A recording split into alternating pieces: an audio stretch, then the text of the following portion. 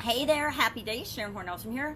How to carry the ball to supersize and grow your business. The expression carry the ball, of course, comes from ball sports, primarily football, so it reminds me of my friend JJ.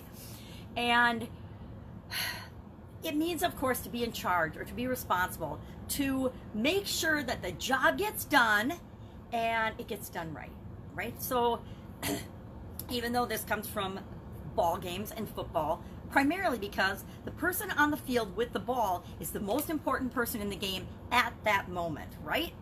I absolutely positively, because they determine and control the direction the game's going to go. Are they going to shoot it downfield or throw it downfield or pass or whatever? Obviously, I don't know much about ball sports except for tennis, volleying back and forth. My ball game personal experiences are very, very limited. But carrying the ball, whoever's got the ball determines the direction that the game is going to go very, very often, at least at the instant that they are in control of the ball. So we think, how does this apply to our businesses? How does this apply to our lives?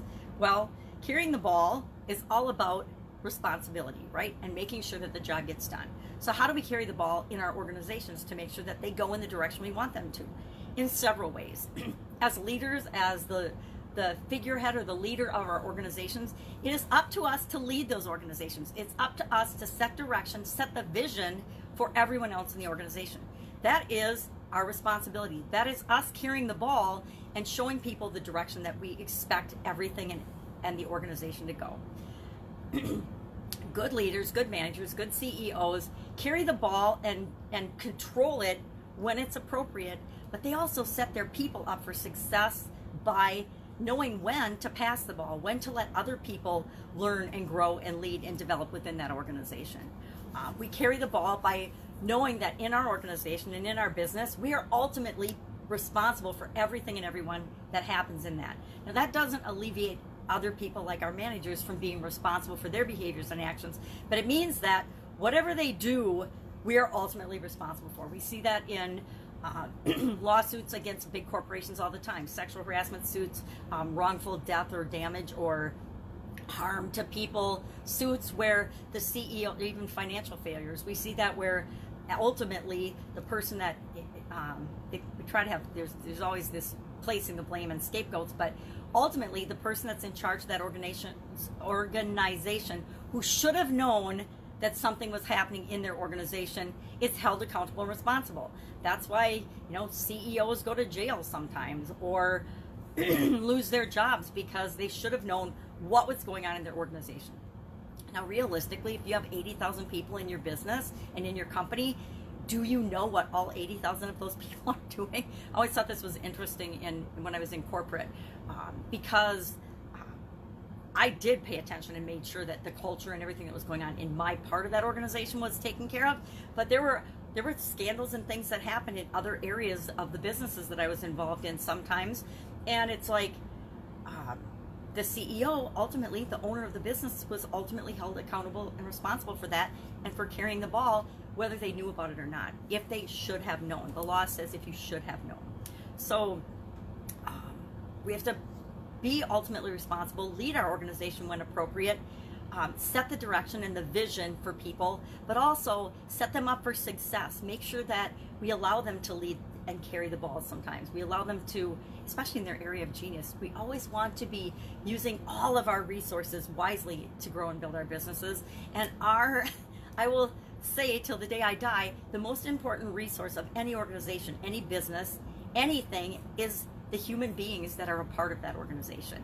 Human beings are the only resource that has infinite potential, right?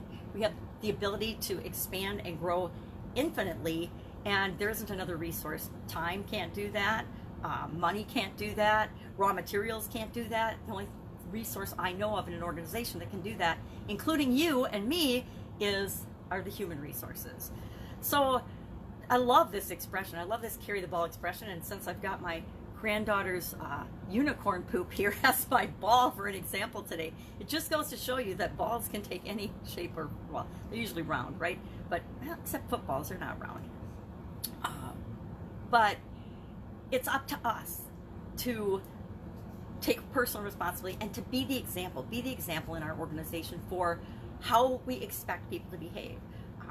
Businesses that struggle often have leaders that struggle. Our businesses will only grow and expand to the level that we are willing to allow them to.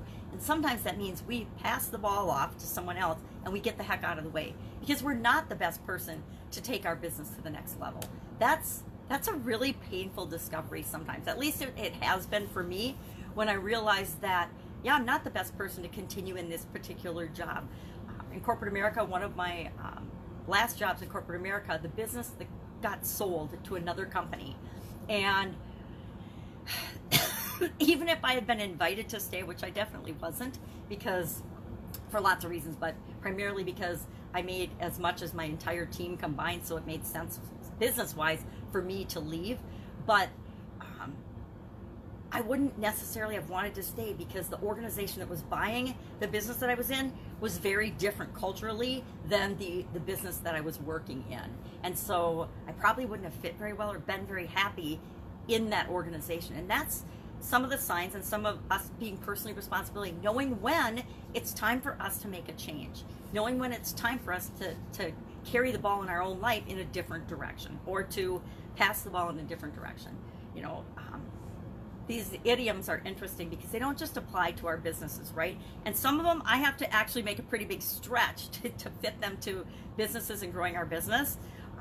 But they all apply to our life, right? And maybe not our life personally, but somebody else very close to us, usually somebody that we've interacted with.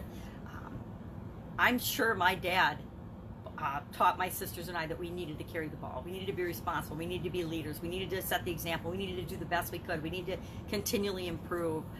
And I thank him for that. That meant he was an awesome parent and an awesome father in that he carried the ball for us when he needed to, but he also passed the ball and made us be personally responsible for the things that we could as we became more and more capable of carrying that ball and taking on our own things. So I'd love to know what you think about this idiom, carry the ball, and what your experiences have been with it. And we've all had bosses that are over controlling and carry the ball too much and don't let us grow and expand. Maybe we haven't all, but I have. And we've all been that controlling boss sometimes when we need to step back and let go and let somebody else carry the ball. Go out, make it an awesome day. If I can help you in any way, hit me up in the comments below. Share in the comments below what you think of this particular expression and what your experience has been with it. Maybe just one little experience with it. Have you had a positive or a negative experience with it? I think we've all probably had both, right? If you are probably over 10, you've had some kind of an experience with some kind of a ball game sport or with school or with other individuals where you might have thought that they weren't carrying their own weight. They weren't carrying their share of the responsibility of the ball. All right, have a great day. I will see you tomorrow with another interesting idiom. What does it mean? Where did it come from? Hopefully where and when it came from. This one didn't get any perspective on when it came from, but probably as ball sports. I mean, ball sports have been around for centuries, right? Sports involving balls and ball play and passing ball. So I think just as organized sports and televised sports and as technologies change and more people have been exposed to soccer and football and basketball and tennis and all the other different ball sports, that this expression has just tended to be more and more popular. All right, have an awesome day. Catch you tomorrow. Bye. Woo.